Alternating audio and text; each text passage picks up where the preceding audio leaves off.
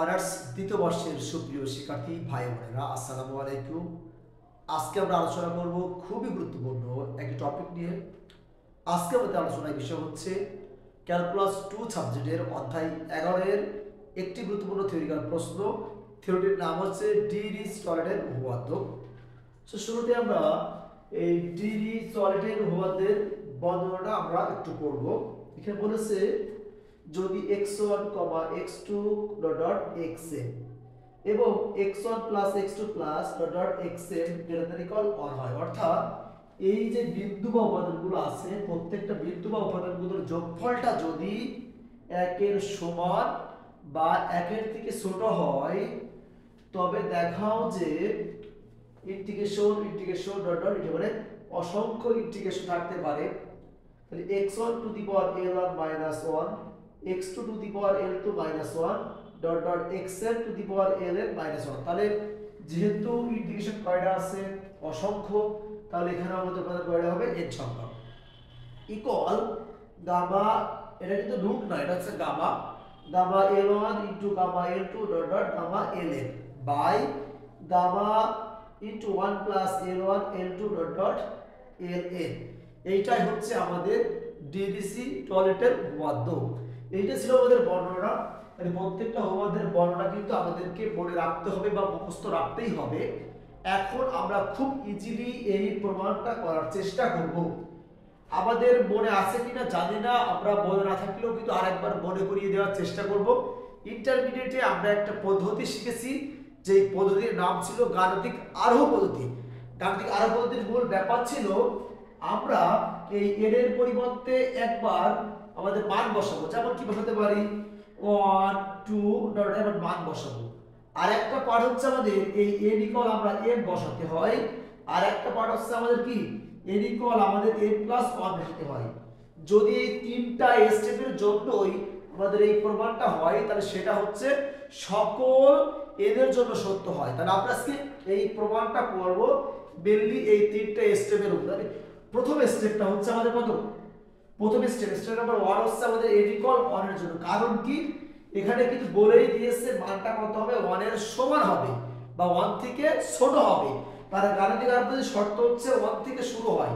তাহলে আমরা প্রথমত প্রমাণটা করব কার জন্য, n ইকুয়াল 1 এর জন্য। তাহলে দেখো যদি x এর ধনাত্মক এবং x1 লেস দ্যান ইকুয়াল 1 হয় তবে আমরা জাস্ট একটা বিন্দু নিয়ে কিন্তু ট্রাই করব। আমরা কিন্তু x2 xn দেব না এখন আপাতত।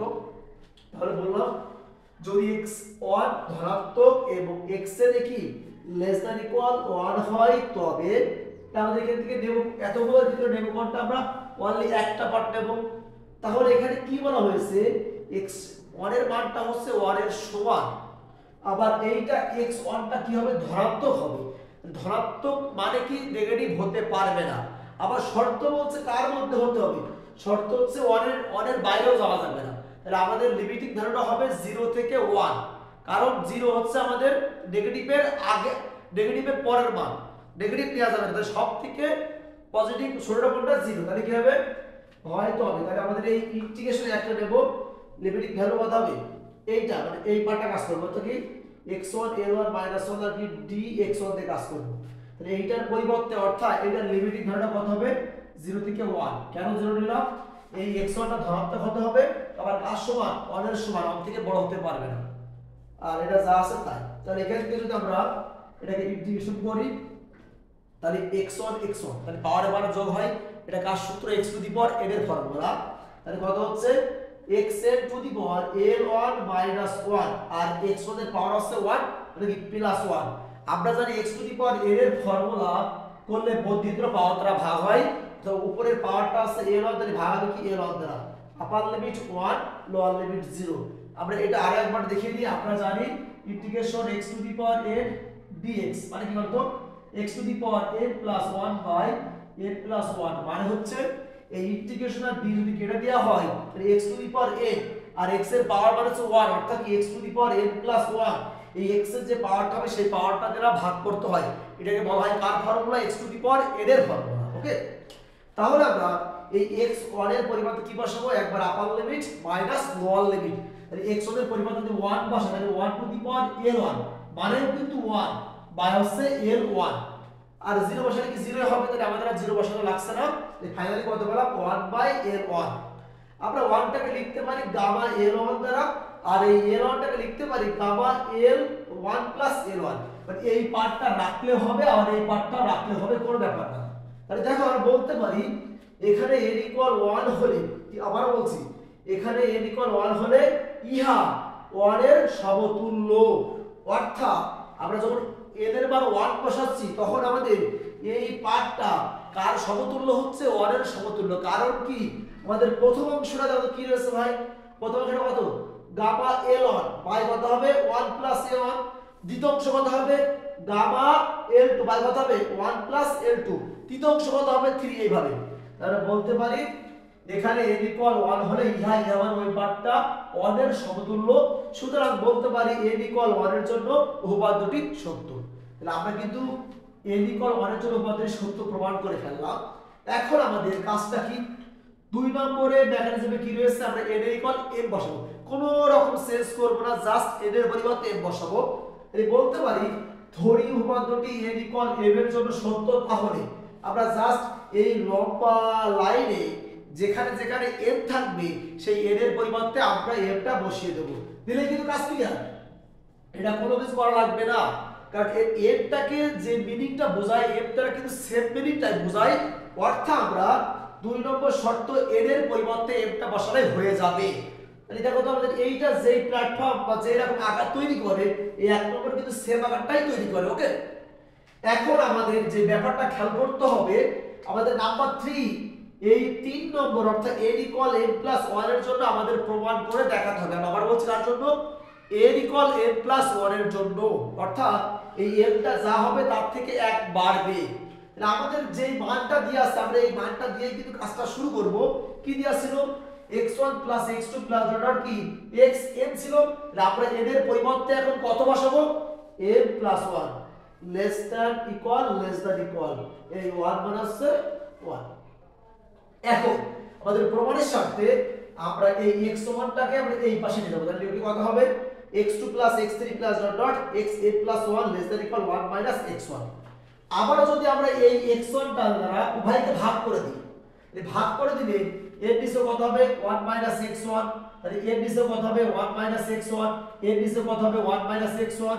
আবার এইটা দ্বারা ভাগ করলে কত হবে, উপরে আছে 1 - x1, নিচেও আছে কত 1 - x1, অর্থাৎ কেটে গেলে কত হবে 1 হবে। তাহলে এখন আমরা যারা এই অধ্যায়ের ম্যাথমেটিক্সের প্রবলেমগুলো সমাধান করেছি সেখানে কিন্তু আমরা শিখেছি যে কোনো একটা পার্ট ধরে নিতে হয়। এখানে যেহেতু অসংখ্য পার্ট রয়েছে, একটা পার্ট, দুইটা পার্ট, তিনটা পার্ট, তাহলে আমরা কিছু একটা ধরে নেব।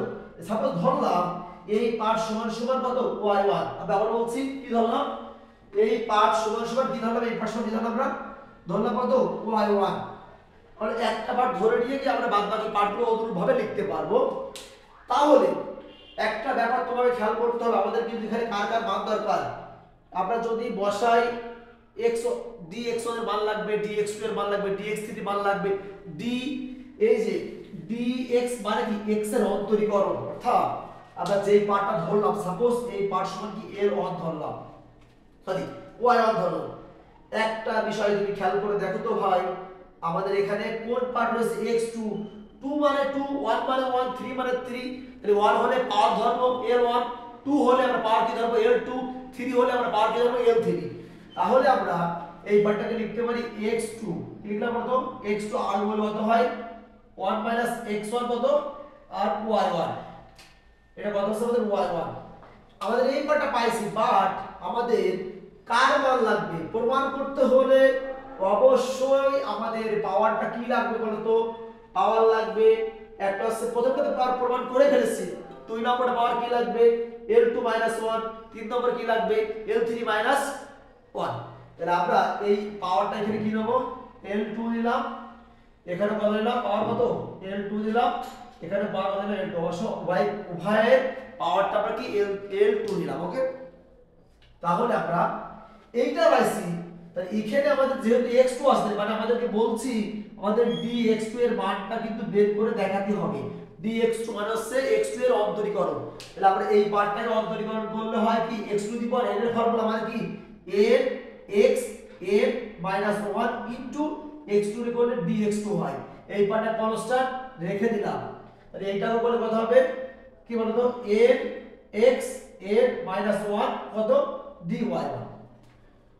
তাহলে আমরা জাস্ট এই পাশ থেকে L2 আর L2 টা বাদ দিয়ে দিলাম, বাদ দিয়ে দিলে আমরা কত পেলাম এই মানটা পেয়েছি। এখন ভাইয়া খেয়াল করো আমাদের কিন্তু এই পার্টটা আমরা আগে থেকে বের করে নিচ্ছি কি জন্য, যখন মূল ফর্মুলায় আমরা n এর পরিবর্তে n+1 বসাবো তখন এই মানগুলো আমাদের দরকার হবে। তাহলে আমরা বলতে পারি অনুরূপভাবে পাই এখানে 3 মানে 3 আর এখানে কত হবে 3 হবে, তাহলে কি কত হবে 3 হবে, তাহলে এখানে কত হবে 3 হবে, এখানে কত হবে 3 হবে, এখানে কত হবে 2 হবে।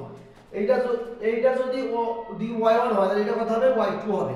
সেম ভাবে এই দিলাম ডট ডট, মানে এরকম করে অনেকগুলো মান আছে। এখন কোন মানটা নেব n+1 এর মান, কোন মান নেব n+1 পর্যন্ত।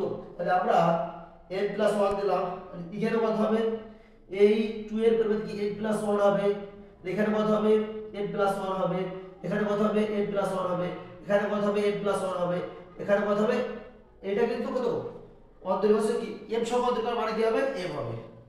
তাহলে এই পর্যন্ত কিন্তু আমরা মানটা কিন্তু কি ভাই আমরা মানটা কিন্তু বের করে রেখে দিলাম তোমাদের প্রমাণের স্বার্থে। এখন আমরা এই পার্ট এই বাম পাশ সমান ডান পাশের পার্টটা প্রমাণ করে দেখাবো।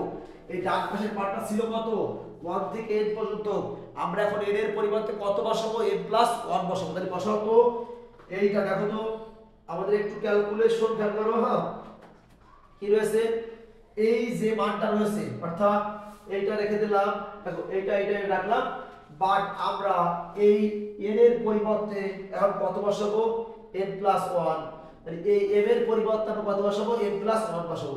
এইটা হচ্ছে বাম পক্ষ, অর্থাৎ আমরা বাম পক্ষে n এর পরিবর্তে কত বসালাম n+1 বসালাম। এই বাম পক্ষে n এর পরিবর্তে n+1 বসিয়ে আমরা কি ডান পক্ষটা প্রমাণ করে দেখাবো। তাহলে একটা বিষয় খেয়াল করো আমাদের এখানে কতগুলো আছে 1টা 2টা 3টা 4টা এভাবে n সংখ্যক ইন্টিগ্রেশন আছে। তাহলে আমরা যেহেতু প্রথম একটা পার্ট মানে মান বের করে নিয়েছিলাম এটা আমরা বাইরে রাখবো।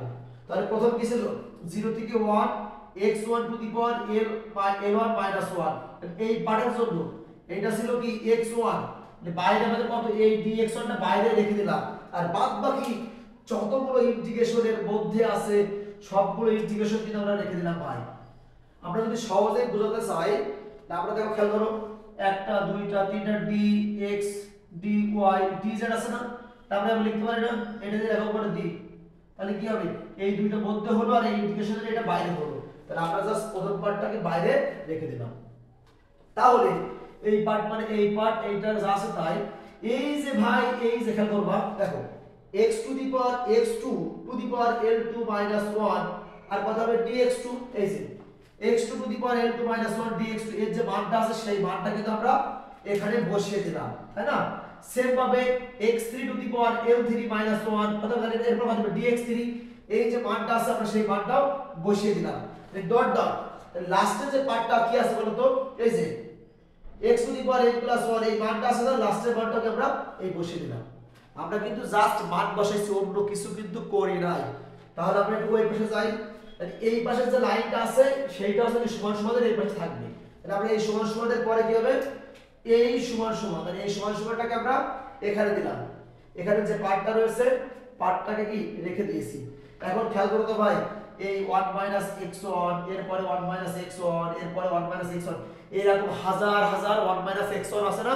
তাহলে আমরা একবারে 1 - x1 কমান দিলাম। তাহলে প্রথমটার পাওয়ার কত আছে l2, আমরা জানি সূচক করলে পাওয়ারের পরে যোগ হয়, গুণ থাকলে কি পাওয়ারের পরে যোগ হয়। তাহলে এইটার পাওয়ার কত l3 ডট ডট এর পাওয়ার কত l+1, তাহলে কত হবে l2 + l3 dot dot l+1। এই পর্যন্ত আমরা পারছি। এখন যে বিষয়টা গুরুত্ব সহকারে খেয়াল করতে হবে, খেয়াল করলে কিন্তু আমরা সেই পার্টটা কিন্তু বুঝতে পারব। দেখো তো তারপরে এই লাইনটা আমরা কেমনে লিখেছি আমরা দেখো তো আমরা সকলেই দেখতে পাচ্ছি আমাদের এখানে কি বাদ রয়ে গেল, আমাদের এখানে বাদ থাকলো কি এরা মিডিল না, এটা মিডিল বাদ থাকছে কত বলো তো কত আছে একটা আছে y1 কত l2 - 1, তাহলে এই পাশে কত হবে কত বলো তো কত y2 l3 এই কত y2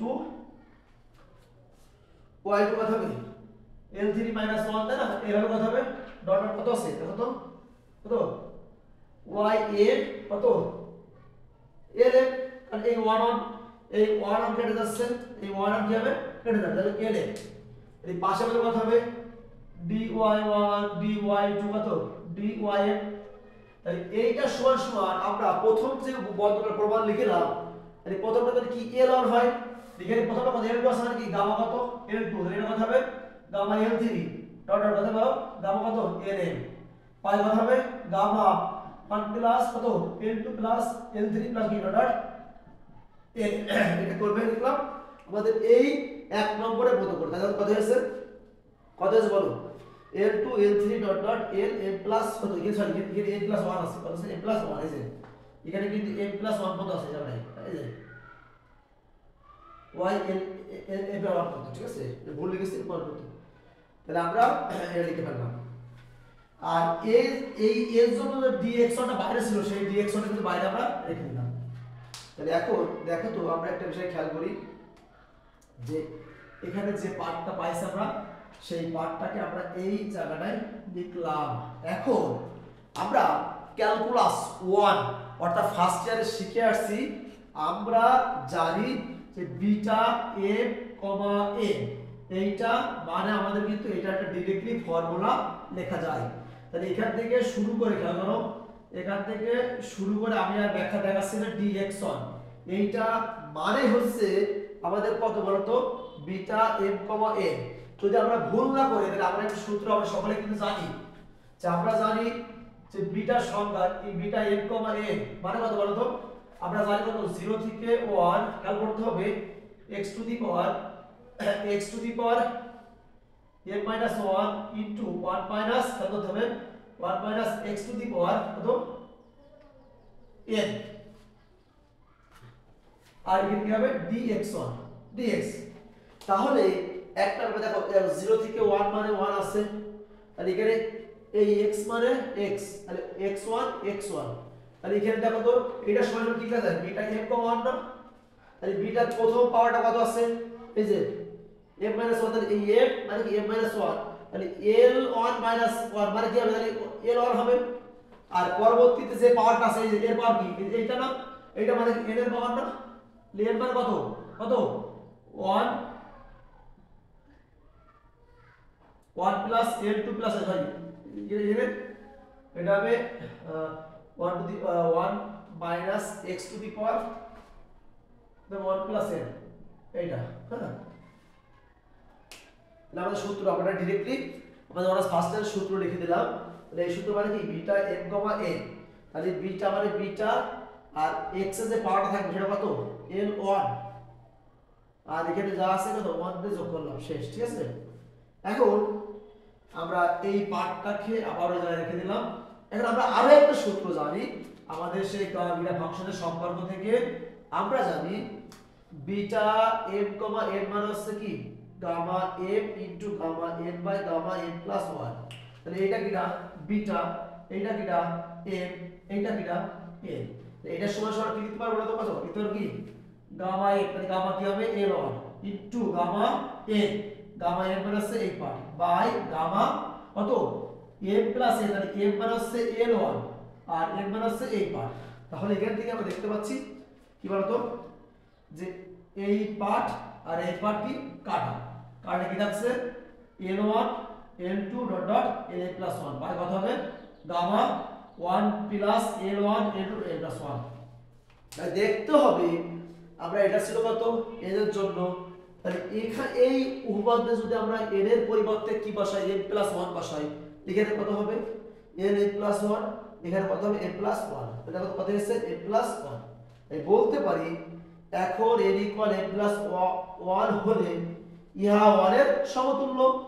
সুতরাং উপপাদ্যটি n ইকুয়াল m এর জন্য সত্য হলে n প্লাস 1 এর জন্য সত্য হবে। সুতরাং বলতে পারি গাণিতিক আরো পদ্ধতিতে সাহায্যে উপপাদ্যটি সকল ছোট হাতের n বিলংস টু বড় হাতে n এর জন্য সত্য। খুব কঠিন ক্যালকুলেশন না, এটা জাস্ট সহজ একটা ক্যালকুলেশন। আমি আশা করি তোমরা সকলেই খুব ইজিলি এই প্রশ্নের ক্যালকুলেশনটা পারবা। সো শুরু থেকে শেষ পর্যন্ত ক্লাসটা করতে হবে মনোযোগ সহকারে, একবার পড়লেই পারা সম্ভব। সো সবাইকে আসসালামু আলাইকুম, দেখা হবে পরবর্তী ক্লাসে।